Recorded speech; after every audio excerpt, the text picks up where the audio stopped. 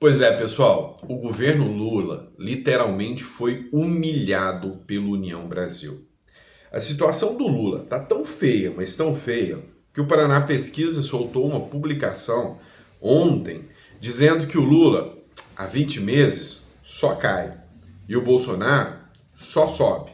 E nisso surgiu uma coisa óbvia: ninguém quer chutar cachorro morto, ninguém quer ficar perto de um governo fadado ao fracasso.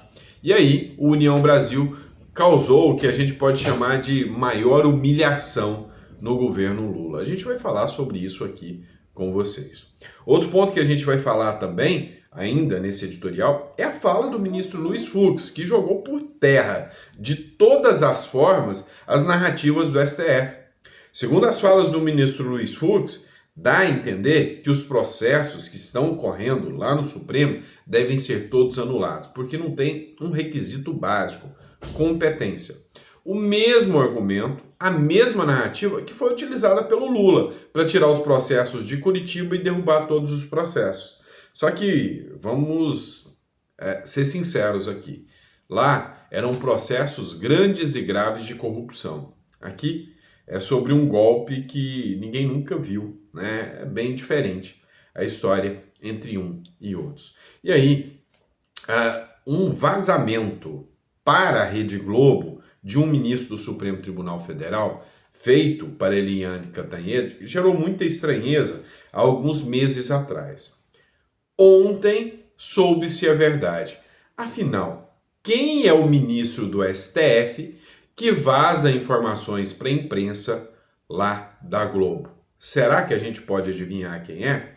Através desse vídeo aqui, você vai conseguir entender um pouquinho mais quem é assim. Então, não esquece de se inscrever no canal, curtir, compartilhar, isso ajuda bastante. Então, não esquece de dar uma força aqui para o canal. Se você puder compartilhar com mais pessoas, faz isso aí para poder ajudar.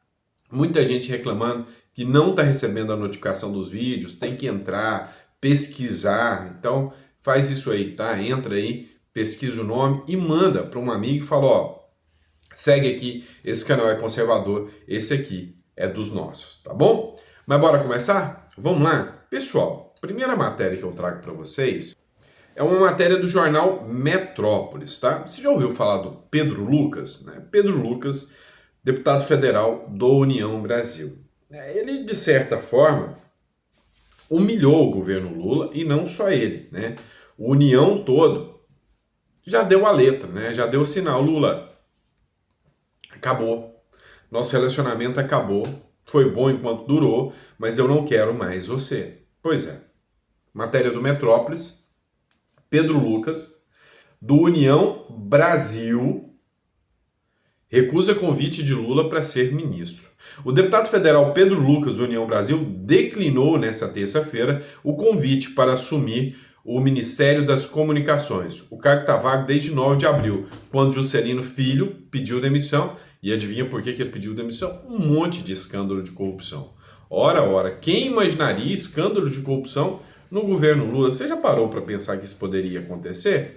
Duvido muito, né? Mas é o seguinte: o Pedro Lucas foi chamado para exercer a função ali no lugar do Juscelino Filho. Falou: não quero não, tô fora. Não quero me vincular de forma alguma ao governo Lula. Me vincular ao governo Lula é pedir para não ser reeleito. É pedir para queimar minha trajetória política todinha. Eles já sabem que mais escândalos e escândalos de corrupção vão estourar a qualquer momento. Então eles não querem entrar nessa. E aí, o que aconteceu? Teve outra matéria aqui também, ó, matéria do Metrópolis também. Cúpula do União discute o que fazer após líder recusar o convite do Lula, né? Segundo apurou a coluna do Igor Gadelha, o deputado almoçou com o presidente do Senado, Davi Alcolumbre, e com o presidente do seu partido, o Antônio Rueda. O encontro aconteceu na casa de Rueda, na capital federal. E agora, o que fazer? Tá lá, tem um ministério vago, o União não quer pegar. O Lula vai ter que acabar entregando para algum outro partido mais à esquerda. E aí não vai resolver nada, porque o Centrão está pulando fora do governo Lula. E aí, resumindo isso aqui, ninguém quer estar do lado do governo Lula, e essa ação escancarou isso.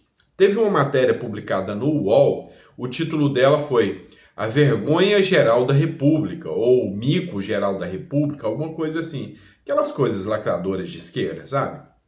Mas aí eles falaram o seguinte, olha, foi tão vergonhoso que a Gleisi Hoffmann, ministra das Relações Institucionais, chegou a anunciar ele como novo ministro, para depois ele chegar e falar, eu? Não tô namorando com você, você tá doida? Entendeu? Ou seja, não tô com o governo não, você tá doida? Eu não quero não, tô fora, não quero vincular minha imagem ao governo Lula. Só de ter feito isso já deve ter ganhado alguns votinhos, né? Só de ter rechaçado o governo Lula já ganhou alguns votinhos. E aí é interessante, o Maurício Marcon, que é do Rio Grande do Sul, ele falou exatamente sobre isso aqui. Escuta só. Trazer uma notícia ao plenário. O governo Lula tinha anunciado Pedro Lucas como novo ministro das Comunicações, líder Sóstenes. Qual foi a resposta de Pedro Lucas?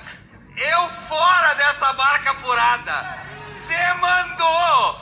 E a conversa que se tem aqui, brasileiro que nos acompanha, é que outros parlamentares foram convidados e não quiseram. Esse governo acabou. Terminou. Está enterrado. Ninguém quer colocar sua digital num governo podre como o de Lula. Hoje o Paraná Pesquisa mostrou que Bolsonaro dá um olé em Lula, um olé.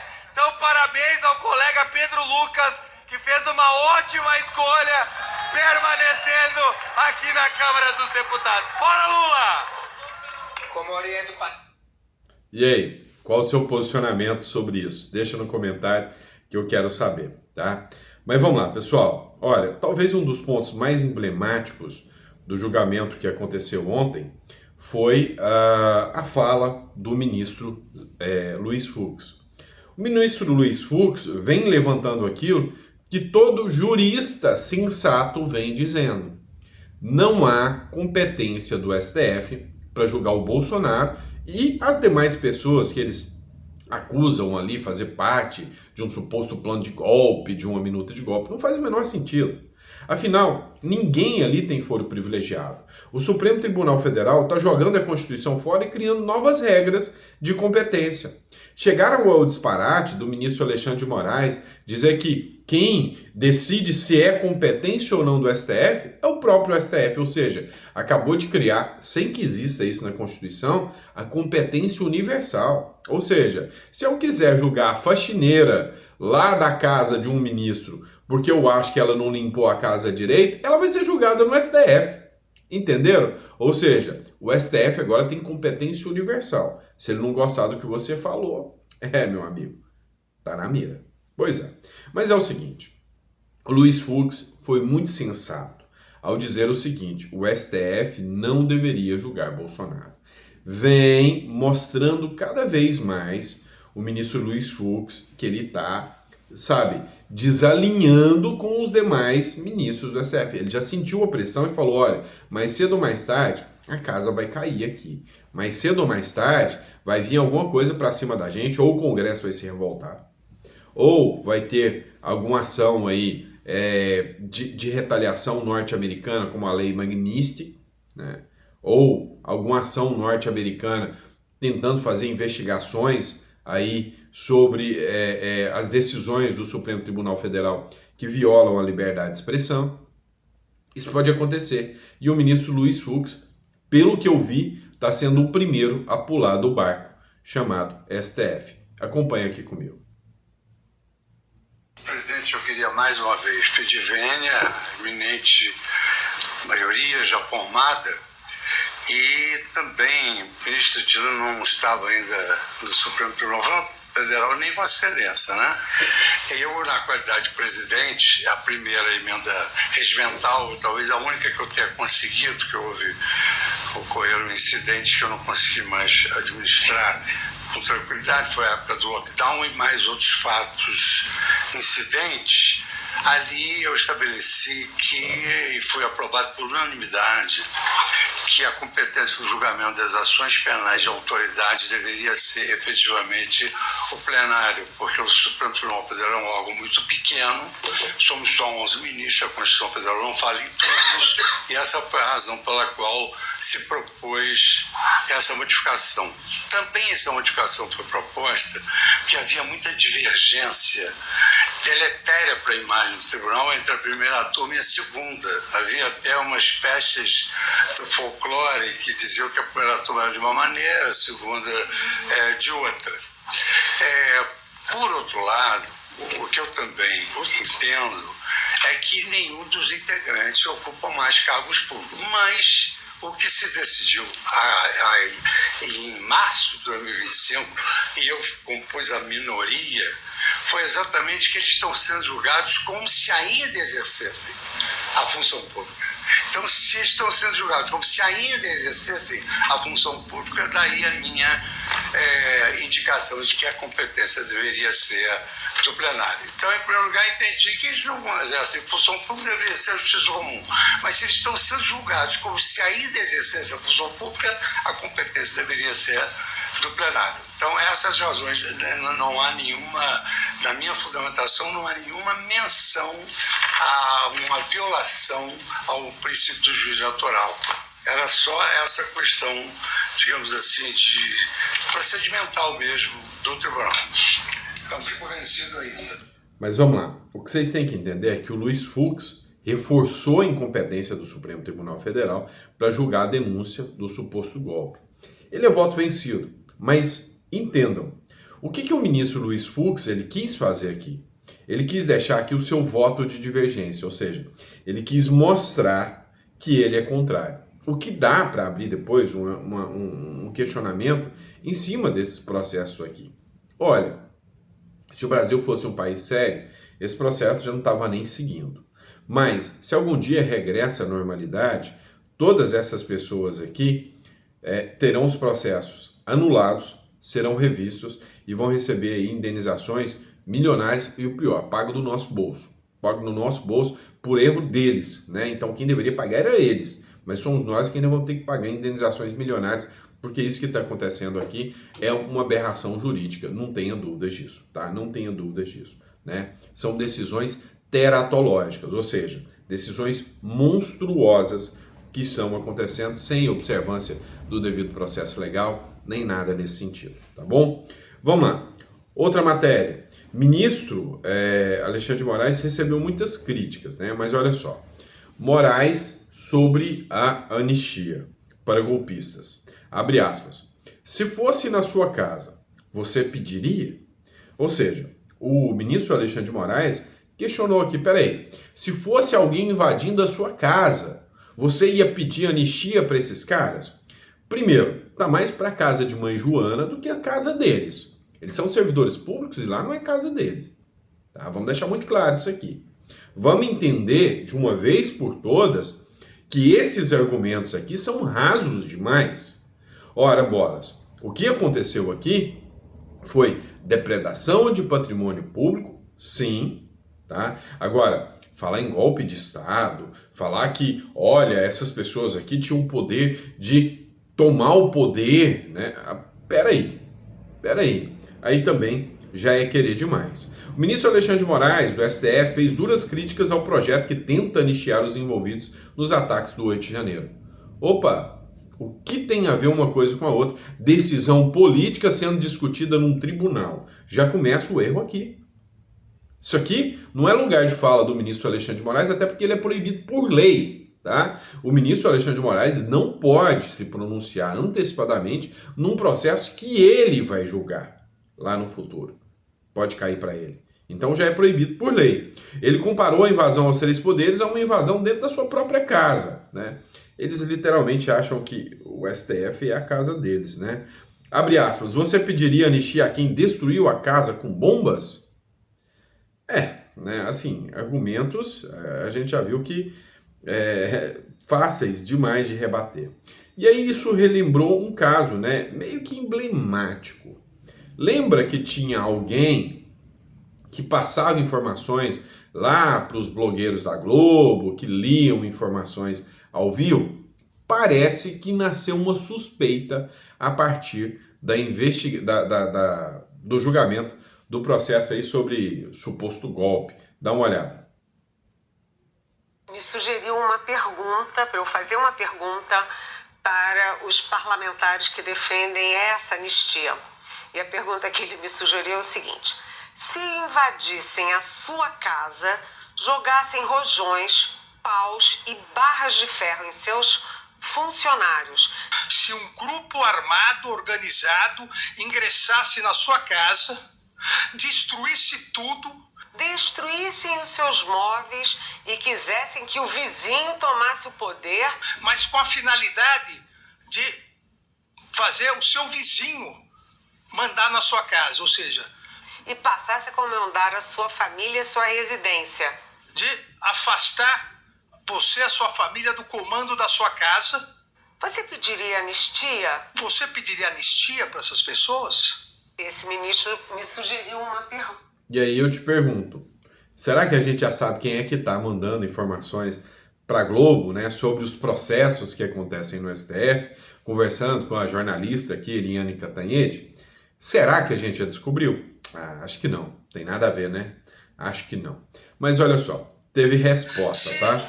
Vamos lá. O deputado Ricardo Arruda, ele fez uma publicação citando, né, essa fala do ministro Alexandre de Moraes. Acompanha comigo. Aconteceu para o Brasil, acontecesse na sua casa. Se um grupo armado organizado ingressasse na sua casa, destruísse tudo, mas com a finalidade de fazer o seu vizinho mandar na sua casa, ou seja, de afastar você e a sua família do comando da sua casa com violência, destruição, bombas.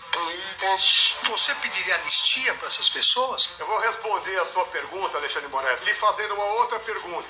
Se o grupo do MST invadisse a sua fazenda, a sua casa, eles estão sempre armados, quebrando tudo, destruindo tudo, eles seriam presos como terroristas? Não, né? Porque vocês determinaram que o invasor de terra, grupo armado invade a sua terra, você, o dono, tem que sair, o invasor fica na terra, que ninguém pode tirar ele de lá, até o julgamento, que sei lá quando será. Esse é o tratamento que vocês dão para invasor armado.